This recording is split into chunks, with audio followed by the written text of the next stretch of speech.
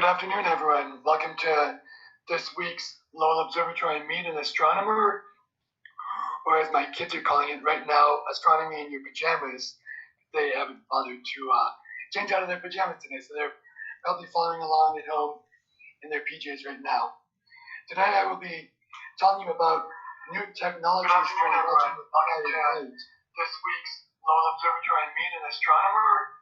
I'll cover my kids are calling it right now topics, including a brief history of astronomy, digital cameras, small and large, the Lowell Discovery Telescope, and how we perform some quick change science. Then I'll talk a little bit about observing invisible light, some of the problems we have with that, and one of the solutions that my colleagues and I have come up with, and another really fun technology project that I've been working on that will be coming to an observatory near you sometime soon. This is a technology called Starbugs, and I'll explain what those are and how they're going to go on the giant Magellan telescope around about the end of this decade. So to start off, a very brief history of astronomy. For thousands of years, the human eye was the only astronomical tool we had. It's very, very small, only a few millimeters across. It takes very short pictures. The brain processes visual signals roughly 20 times a second. So the longest picture that your eye can take is 1/20th of a second. So about 400 years ago, when telescopes were invented, they could make apertures about 15 times bigger than your eye, but glassmakers weren't very good at the time, so they were rather blurry images. Still, when Galileo took his telescope and pointed it at Jupiter, he could see the Medicean stars, which he named Cosimo, Francesco, Carlo, and Lorenzo. And any of you following along in the audience, maybe you can tell me why they were named Cosimo, Francesco, Carlo, and Lorenzo, and if you know what those are named now. We don't still call them those. So I will wait a bit of time for any answers to roll in the YouTube chat window. And if you don't know, you will learn what those names were, why you call them that, what we call them now in just a minute. But I will be moving on to the next step of my short history. After telescopes were invented to make bigger apertures so we could collect more light, the next thing was trying to get longer images. As I said, your eye refreshed every 20 times a second, but if you have a photographic plate, you could open a shutter on your camera and stare for much longer, and you could record the image over a much longer period of time. This was usually a light-sensitive silver salt that you had to process with various chemicals. Often in astronomy, you would use glass plates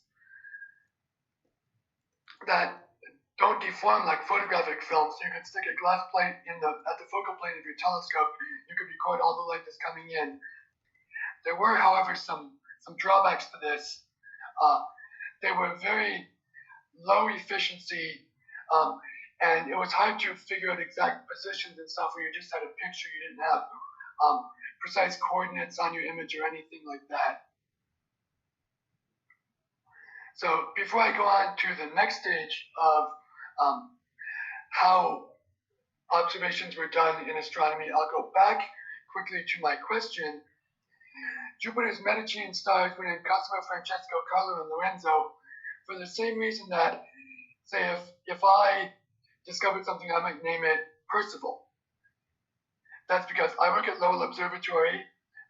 Percival Lowell and his will ultimately pays my salary, and it was the Medicis, the famous Venetian family, that were paying Galileo's salary.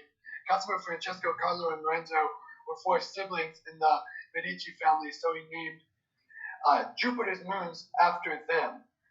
Now we know them as Io, Europa, Ganymede, and Callisto.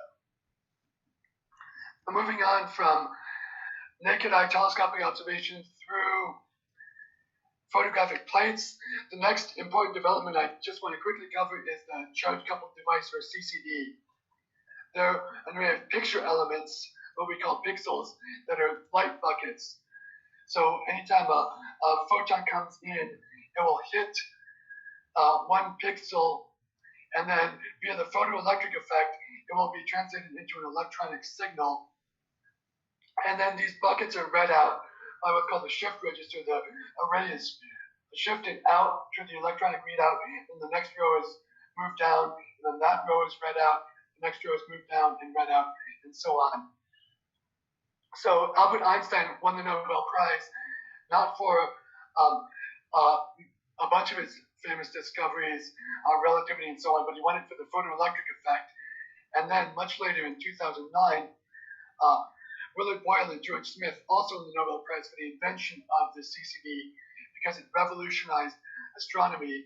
And in fact, it revolutionized a lot of things. You've probably got a CCD in your pocket right now. It's part of your digital camera on your iPhone or whatever.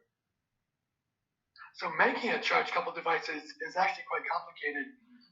There are dozens and dozens of steps how to get a silicon wafer of the right size and shape and purity, how to slice it, polish it, thin it, dope it, etch it. There's a lot of chemistry and so on involved in that. I'm actually not going to focus on that. There's plenty of information on the internet about how these get turned into digital cameras. I will basically take the end product. I'll first show you exactly how a picture element works, and then we'll talk much more about what astronomers do with the finished product. So you have a light-sensitive volume that's behind a glass window, and then the electrodes on the back. So when light comes in, it hits the material inside the photosensitive volume and creates a charge that then moves to this electrode, and that's what's read out by the electronics to give you a picture.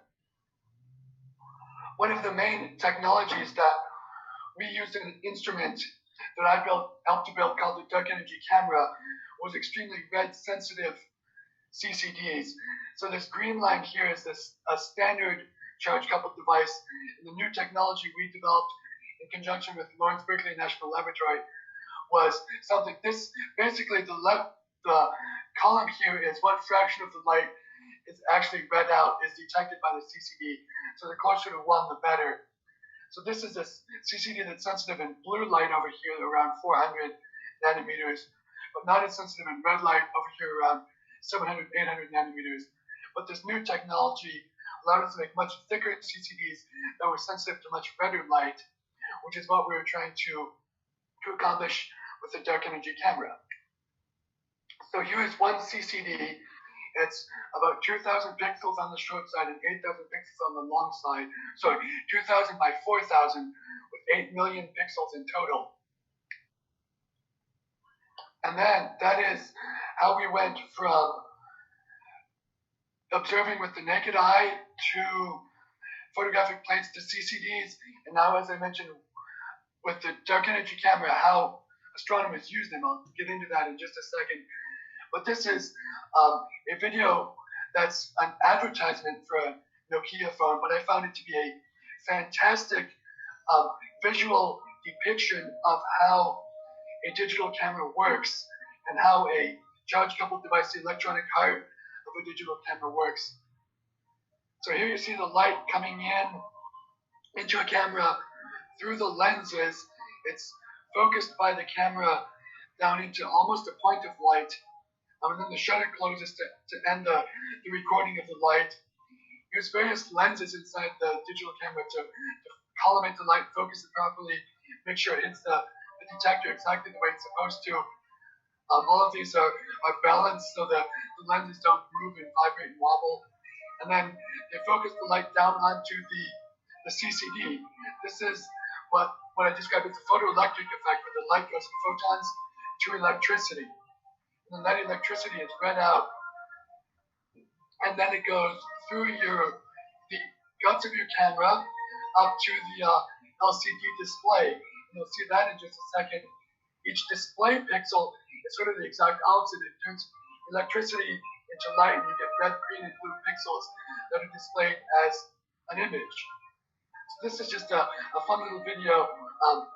I'm not really shilling for Nokia, but I did find that this was a very, very good description of how how a CCD works. So we'll move on to the instrument that I mentioned, the dark energy camera. In addition to having extremely red sensitive CCDs, we managed to stick a bunch of these CCDs together. Each of these rectangles in the right-hand picture is one 2K by 4K CCD. So when we put 72 of them all together, they're about, the whole thing is about 3 feet wide, and it's 500 million pixels.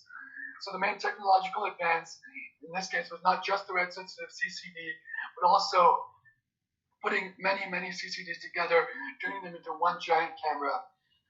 And there are now, building on this legacy, there are now new cameras that are even bigger, like the LSST, the instrument at the heart of the Legacy Survey for Space and Time that we'll be studying sometime in the next couple of years. I think it has more than 1 billion pixels. I want to say like 1.8 billion pixels. So it's several times bigger than even this monstrous camera that we built and put on the Blanco telescope in Chile.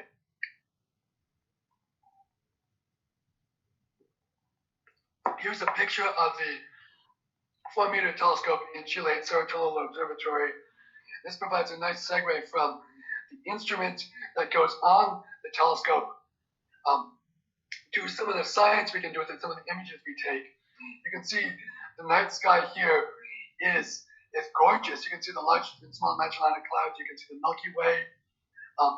But the telescope itself, the instrument, can see much, much fainter objects than we can with our naked eye. As I mentioned before, the eye is very small and has a very quick refresh rate. This can stare for tens of minutes, and it's a much, much bigger eye. The telescope, the primary mirror itself, is 4 meters across, so it's huge compared to your eyeball, so it can record much fainter light and see much fainter objects.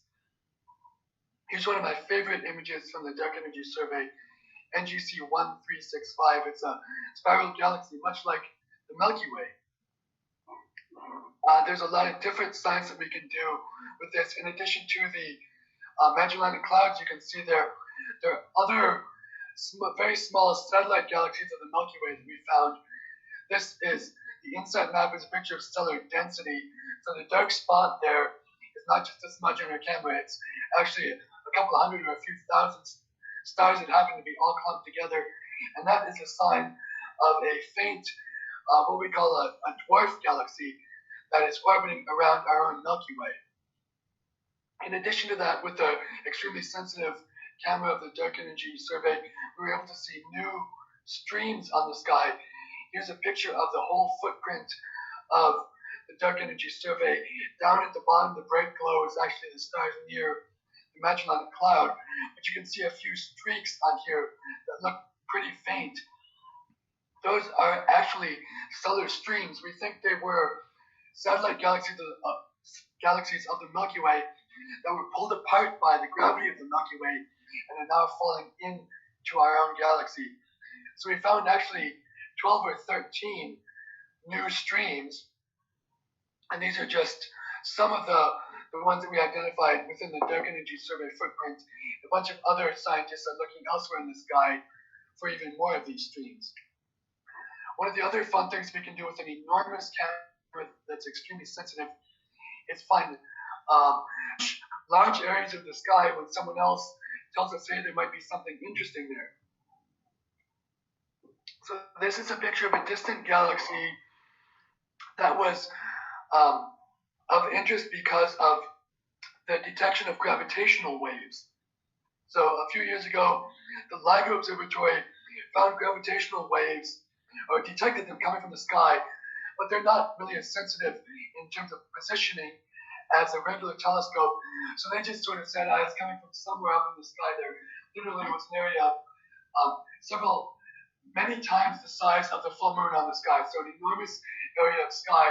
And they said, okay, the gravitational waves are coming from somewhere in there. But with the dark energy camera, we were able to quickly take pictures across most of that whole area, and we came up with, this was the before image, we came up with this. And I think as I flip back and forth, you should be able to see the differences between the two. And there's the bright new star that's just above the center of the galaxy, and it turned out that that is the source of the gravitational waves. And that is a whole separate presentation that I could tell you about on some other occasion. But the point here is that when the gravitational waves were detected, pretty much every telescope on the planet that could was looking for the optical counterpart, the regular light that came along with those gravitational waves. And the dark energy camera was one of the ones that helped to find it and learn about what the source of that gravitational wave radiation was.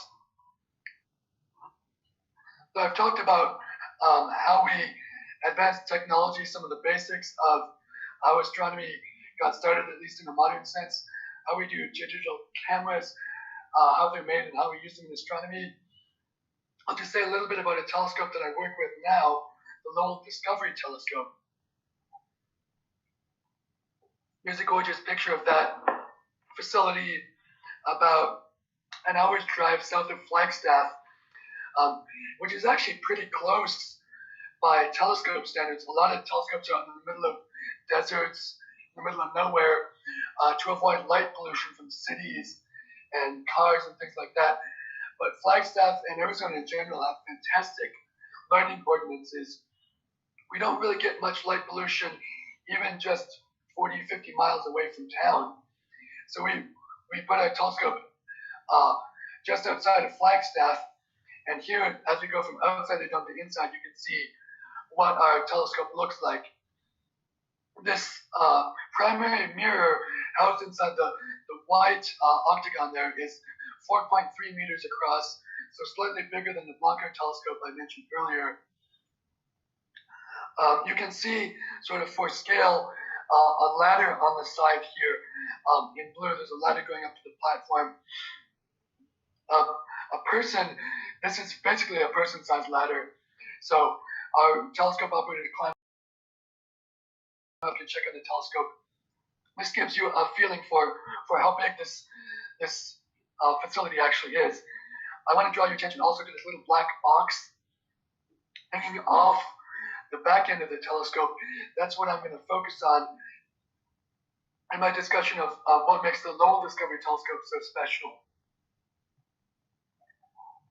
So this is not something I helped to build, but it is something that I'm working with now to make sure it continues to operate and do what we want it to do. And what the Instrument Cube does is it provides a mounting port for basically 5 different instruments. So instead of just having one single digital camera, say, on the back end of the telescope, we put this big box on and we put a mirror inside of it that can send the light either straight through or off to any of the 4 different ports on the side.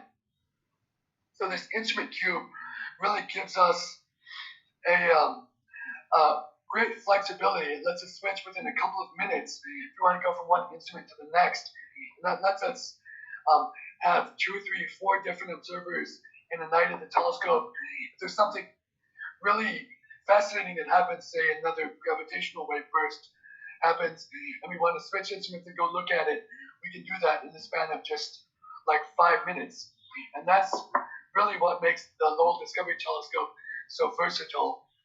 And this is not necessarily a really new technology. We've had mirrors and mechanical supports in big telescopes for a long, long time.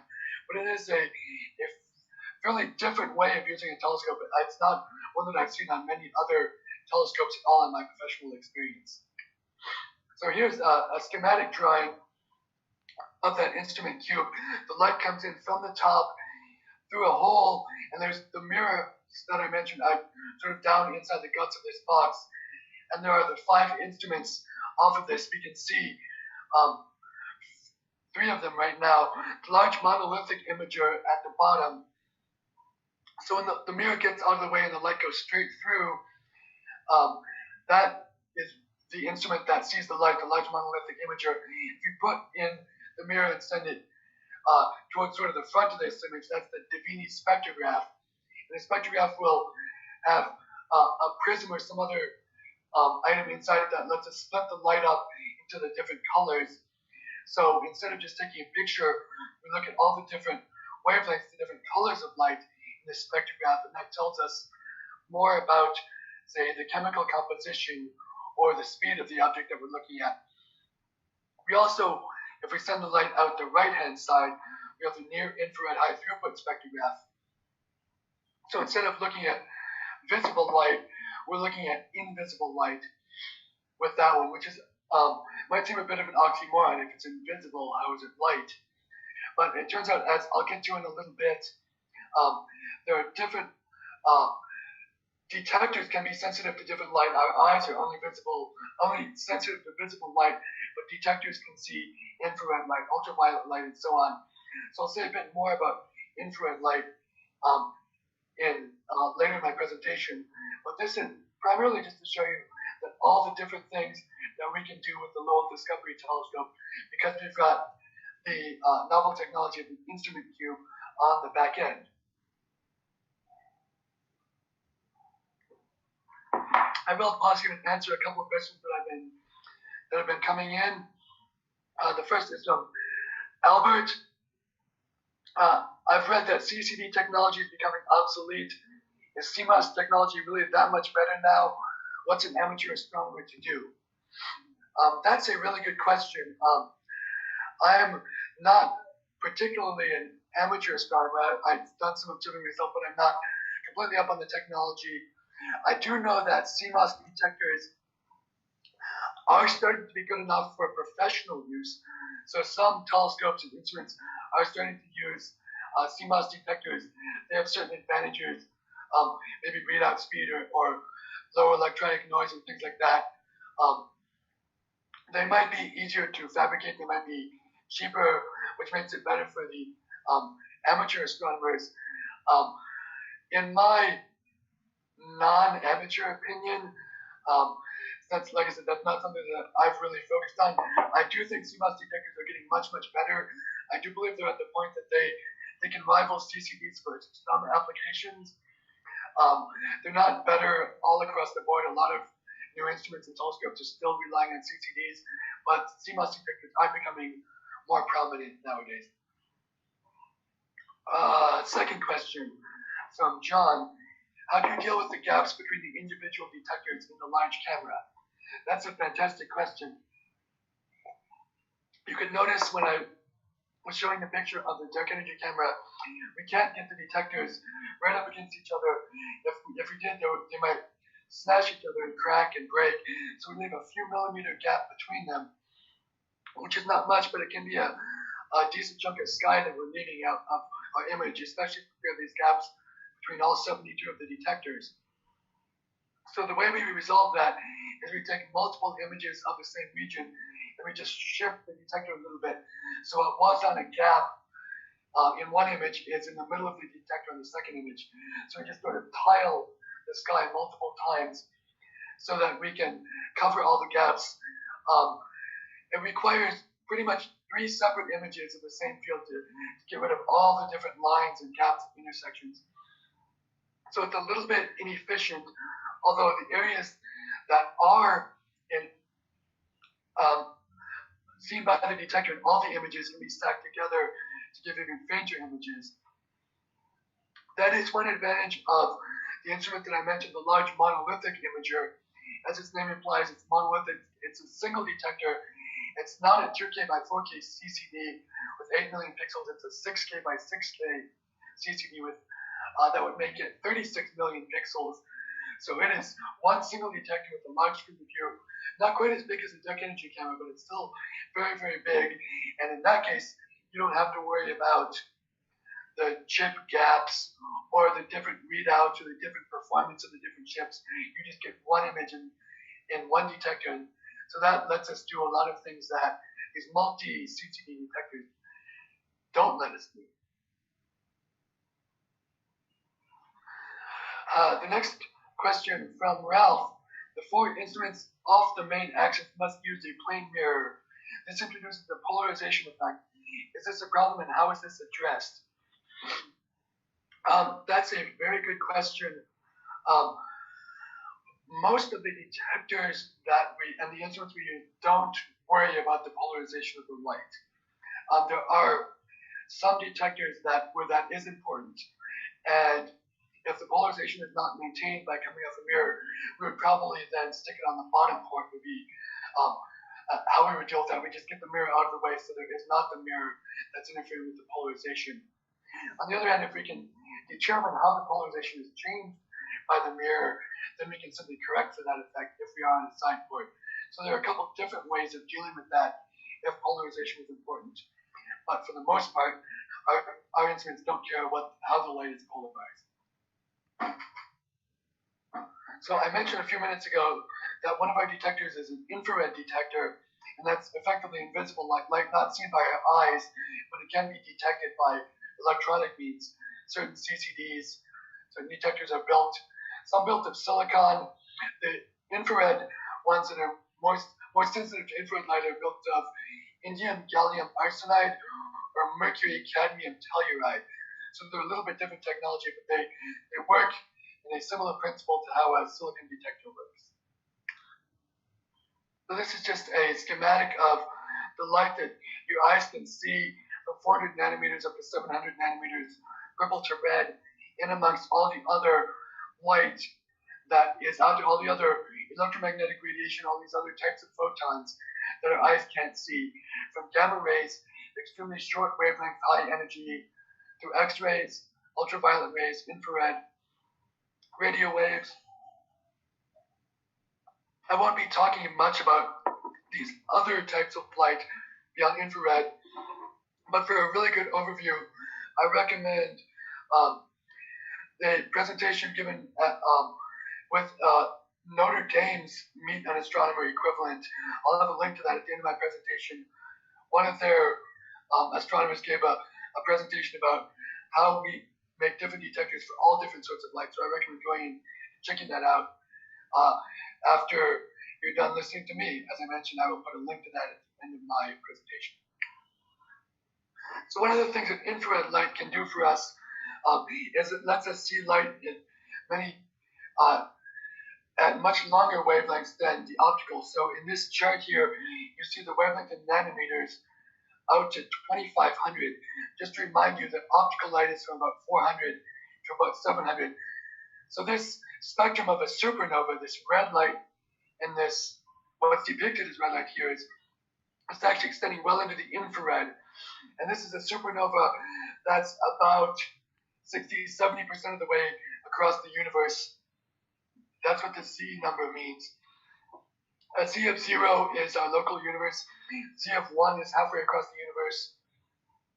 Z of 2 is 2/3 of the way across the universe. So it's between a half and 2/3 of the way across the universe, many billions of light years away. But we can still detect it with many of our telescopes that are sensitive to infrared light. The only problem is the other thing that's plotted on this picture here is the sky background. These black spikes are light that comes from our atmosphere. And it turns out that sunlight excites OH molecules, that's one atom of oxygen, one atom of hydrogen stuck together in the upper atmosphere, maybe 60-70 kilometers up, something like that.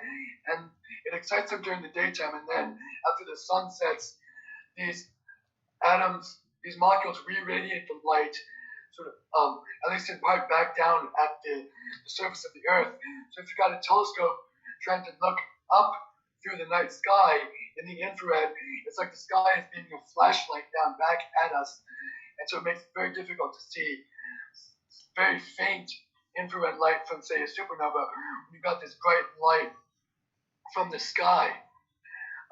So that's the problem that ground-based infrared astronomy is dealing with, and that leads to the solution. One of the technologies that I'm working on developing for telescopes, and I've already shown you some of the technologies that have already been built or already in operation. This is one that's still at the lab stage and just about to be put on sky and tested, and I'll show you a little bit more about how we're going to do that in at my next time on sky in May. In fact, in a couple of weeks, if our telescope is open up and running again, then I hope to be testing this on sky. So the way this works is you stick the light from your telescope into a fiber, so you focus all the light with the lenses just like in the video I showed.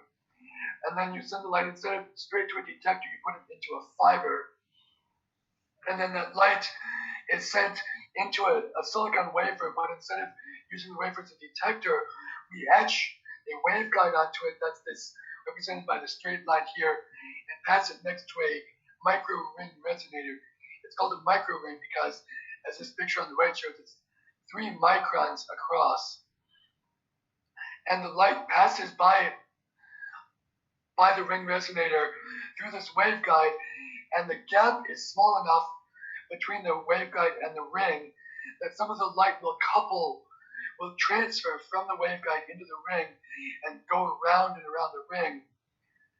And the size of the ring determines what wavelength of light is trapped in the ring.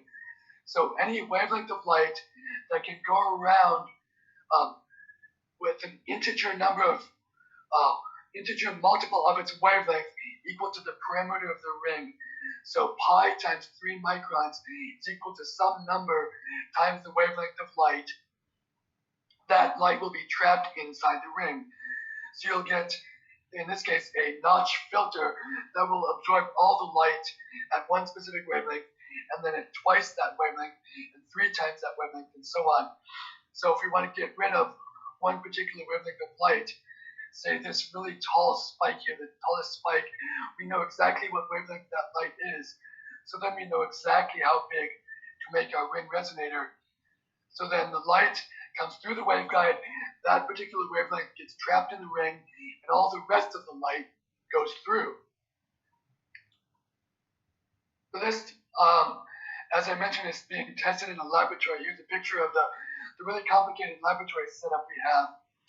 We have the light coming in through a fiber from the left-hand side. If you look at the top right picture, we have a stage to align the fiber, and then another stage on the output side to align another fiber, and we stick our ring resonator right in the middle, in the central stage. And that lets light come from our telescope into the ring resonator, and some of the light gets absorbed and the rest of the light comes out the other side, and then we send that to our detector. And we've gotten rid of all or as much of the sky light at that wavelength as we can. And if we put a bunch of different rings of different sizes along the waveguides, then we can get rid of, say if we have 8 different rings, we can get rid of 1, 2, 3, 4, 5, 6, 7, 8 of the brightest night sky lines, and that reduces much of the background noise. So instead of a bright flashlight pointing down from the sky to a telescope, it's maybe only like a dim firefly. And it still affects what we're trying to look at in the night sky, but it makes it much, much better. So if we can reduce the noise by, say, a factor of 5 or 10, that makes our detector 5 or 10 times more effective. That's like, instead of using a 1-meter telescope, we use a 5 or 10-meter telescope for to detect this light. It doesn't physically make our telescope bigger, but it makes it as effective as a much bigger telescope without this technology. So one of the hardest bits about this is it's so small. I showed you a picture of the micro ring that was 3 micrometers across. Here's a microscope scan of our input from the fiber on the left and our output to the other fiber on the right, with the rings in the middle. You can see we were testing here rings of all sorts of different sizes. And this whole chip basically is about, this whole silicon wafer is roughly the size of the head of a pen. So it makes it very, very tricky to handle in the laboratory, to line up all the fibers and so on. That's why this technology is still under development. So as I said, we're testing this in the lab. I hope to do another test on the night sky coming up in the next month or so.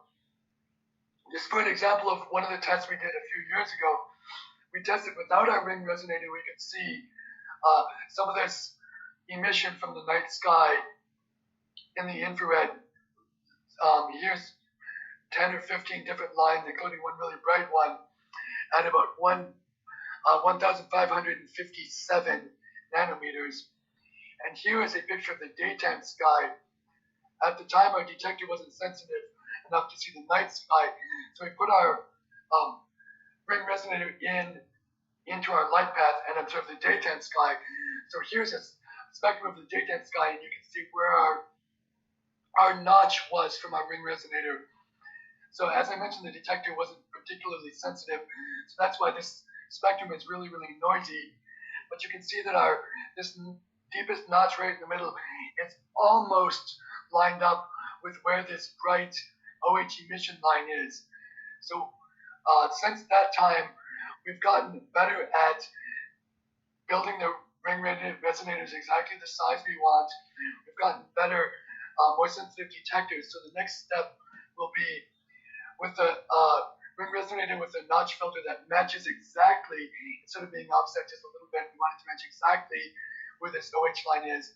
And with a better transmission and less noise, we're hopefully going to see not just the night skyline, and not just where the notch filter is, but put the two together, and we'll see the notch filter line up with exactly where this emission line is, and we'll see it go away or be reduced significantly by maybe a factor of 5 or 10 or 100. So that remains to be seen next month, so stay tuned. Maybe the next presentation I give, I'll have an update on how that test goes and how this technology is developing, and when we can get it actually on sky in telescopes, and maybe build a bunch of these instruments for many different telescopes. That's our ultimate goal. So to move on to the last technology I wanted to talk about, Starbugs, and where they're going to go on one of the biggest telescopes on the planet in a couple of years. So here's a Starbug. For those of you who were following along when I was talking about optical fibers, that's what's at the heart of this technology. We have an optical fiber here in the very center, and all the rest of this, these coaxial piezo-ceramic tubes surrounding it, are to position the fiber accurately. I've actually got a Starbug here with me, so you can see it life size. Here's the top of the detector that plugs into our electronics. Here's the business end of a Starbug. I'll see if I can hold it up in the camera. It might be hard to see the fiber in there. But as I mentioned, there's coaxial piezo-ceramic tubes that surround the fiber. And coaxial just means they're surrounding you with the same central axis. And piezo-ceramic means that it uses the piezoelectric effect, which is if you put a current across something, it flexes and bends and vibrates. And that's the exact same technology that is in your stereo speaker. You plug it in, you get electricity into it, and it vibrates the speaker at a particular frequency that your ear perceives as music. So we can get these piezo-ceramics to flex and bend and wiggle around, and they move the Starbug, and most importantly, they move this optical fiber exactly where we want it to go inside the telescope. So in between these piezo-ceramic shells, we have a vacuum. This tube allows us to pull a vacuum inside of the Starbug, and that lets it adhere onto the surface. I'd say a glass plate is what we're using in our telescope. And this is situated at the focal plane of a telescope. And then we use that. The Starbug, as it flexes and bends, it walks across the glass plate at the focal plane of the telescope and lets us position this optical fiber at a star or a galaxy. And this is a technology that was developed while I was working at the Australian Astronomical Observatory, now Australian Astronomical Optics, in Sydney, Australia. That's where I was prior to my current position at Lowell Observatory. So I'm not working in the lab with these anymore, but I'm still part of the scientific team that will be using these Starbugs for science. But I just want to focus for a minute on how these Starbugs work.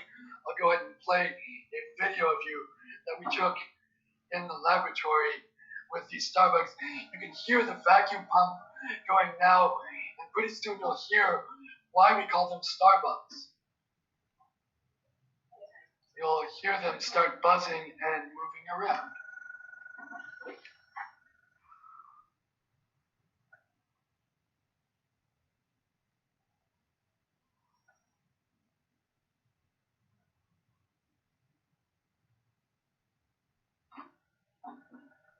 So this is sort of a top view, and this is the underside view of the Starbugs. You can hear them moving around if you've got your audio turned up. You can also see how accurately they can position the fiber that's in the center of them. You're also seeing 3 green lights in each of them. We have a camera that's looking up at the Starbugs. This is upside down, so picture it the other way around. The camera looking up at these, and it looks at those 3 green lights, and that tells us where the Starbug is on the focal plane of the telescope, and that lets us position the optical fiber to within about 5 millionths of a meter.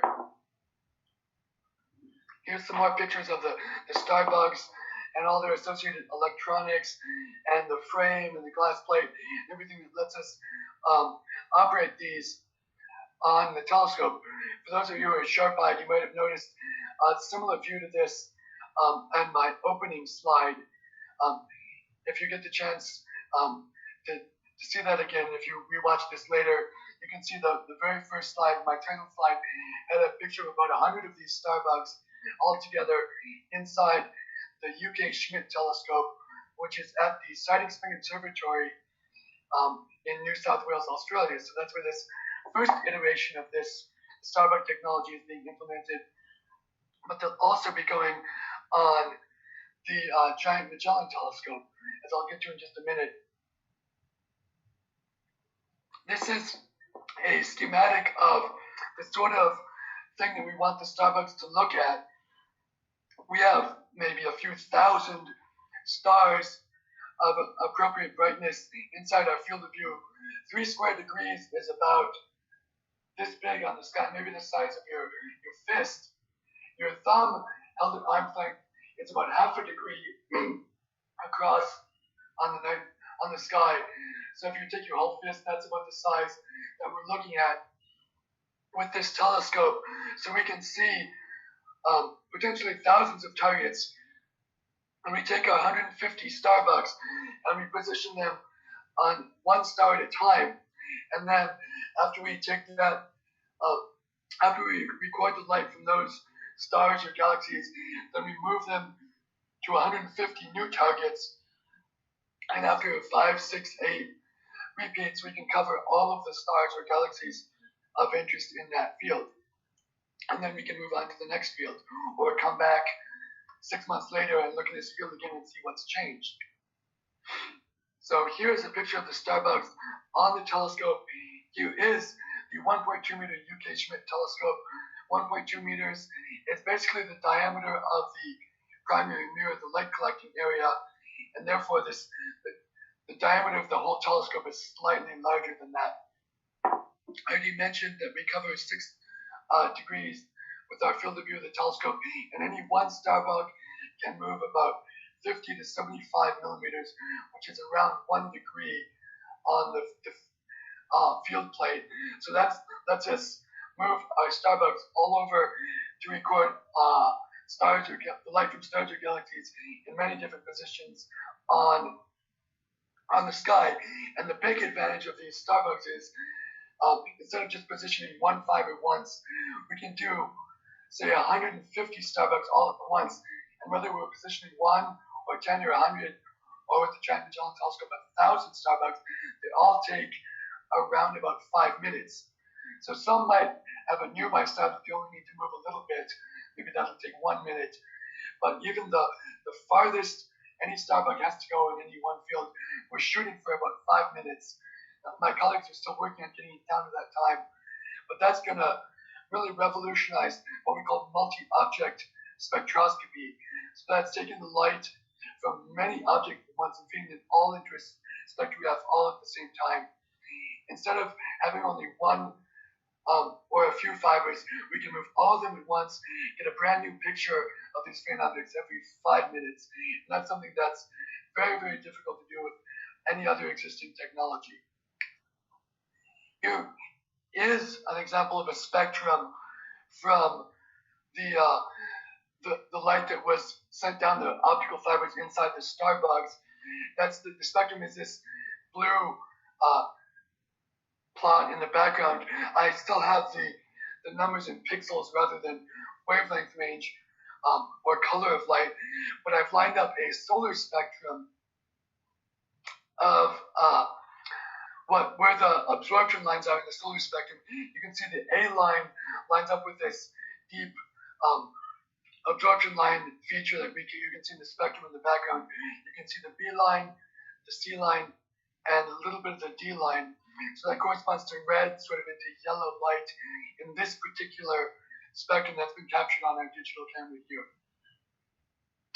So you might be thinking to yourself, isn't the sun kind of bright? Wouldn't you fry your detector if you pointed it straight at the sun? That is true. I will leave it to you to figure out what other object I might have looked at that could give me a solar spectrum that wouldn't blow up our detector. So if you want to put your answers into the YouTube chat, what you think I might have looked at instead, I'll tell you if you're right in a couple of minutes.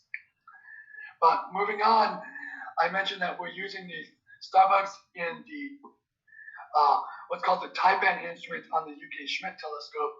We're also going to be putting them in one of the instruments on the giant Magellan telescope. That's going to be one of the biggest telescopes on the planet. It uses 7 8-meter mirrors. You can see a Photoshop of it in the Rose Bowl.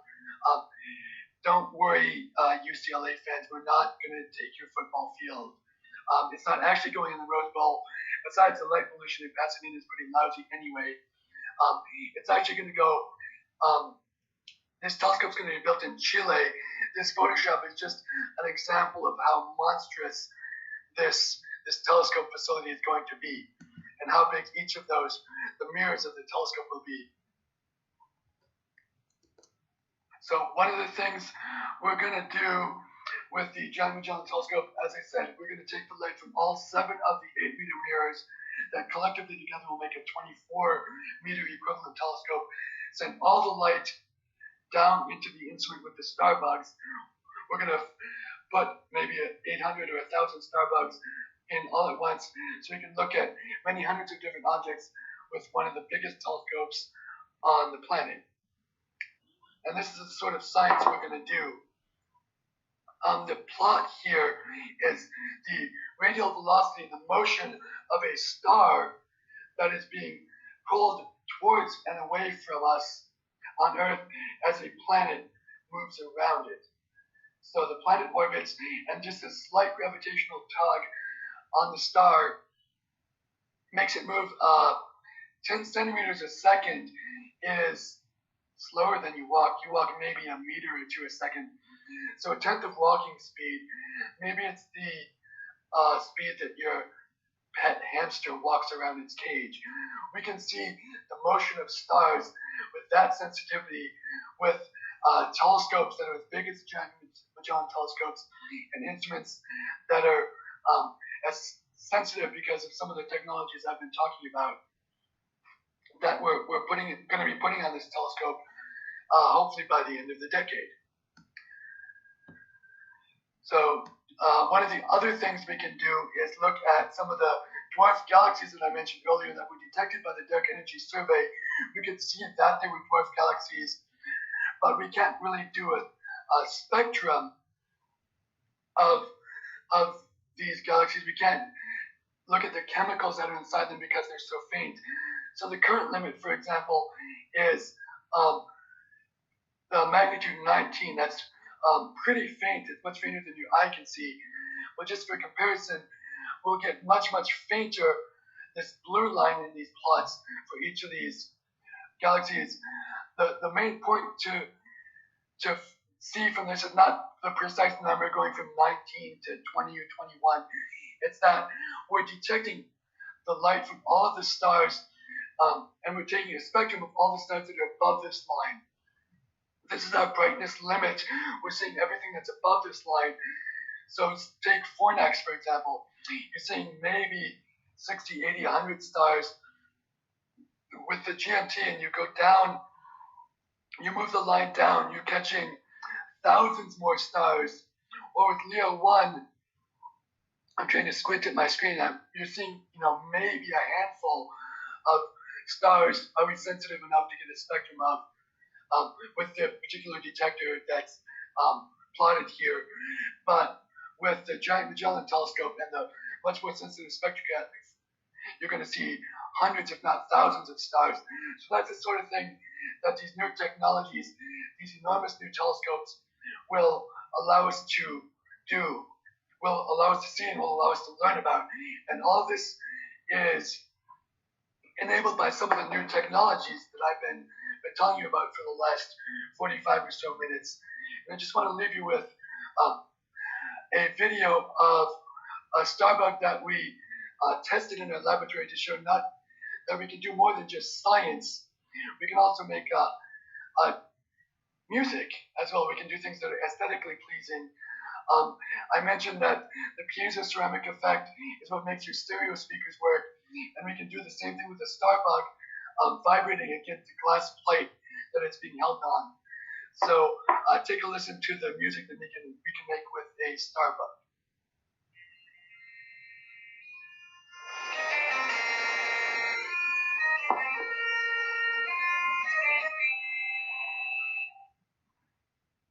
So thank you all very much for your attention. Thank you for sticking with me. I've got several links here for more information. Wikipedia is actually a very good resource for scientific information. It tends to have links to a lot of the primary literature if you want to dig even deeper. There's information about all the different technologies I've talked about, the Dark Energy Survey, the Lowell Discovery Telescope. One of my research papers on the preprint archive, that's a bit more technical, so it might not be suitable for everybody, but you're welcome to give it a read if you'd like. This information with the Giant Magellan Telescope, Australian Astronomical Optics has their own YouTube channel, and I mentioned also the Notre Dame YouTube channel that's linked from universerevealed.nd.edu. And I also want to acknowledge the traditional owners of the land on which the telescopes in Australia sit. That's the land of the Gamilaroi people, so we certainly want to recognize that that's been their land for a long, long time, and we're really visitors on their land, so we thank them for the opportunity that we have to do our scientific and technological research on that land, and we pay our respect to their elders, past and present. So I will go ahead and take questions from any of you now. As you're typing those in, I will go back and answer the question I asked you about the solar spectrum. I had a couple of answers. One person suggested Venus. One person suggested looking at a quasar. Those will actually give us potentially different spectra. Venus, I believe, has its own chemical signature, but it does reflect light from the sun as well. But the correct answer is something that reflects much more sunlight and is also on a much bigger area of the sky. We could point basically all of our Starbugs there at once. That was the moon. So congratulations, Jim Hendrickson, for your correct answer on that. So I'll just wait maybe one more minute for any questions to come in, but I've already spent 54 minutes of our 60. So if there are no questions, that's perfectly fine too. So again, thank you all for your attention. I hope you enjoyed learning about some of the new technologies that astronomers are developing to study the night sky. Thank you very much.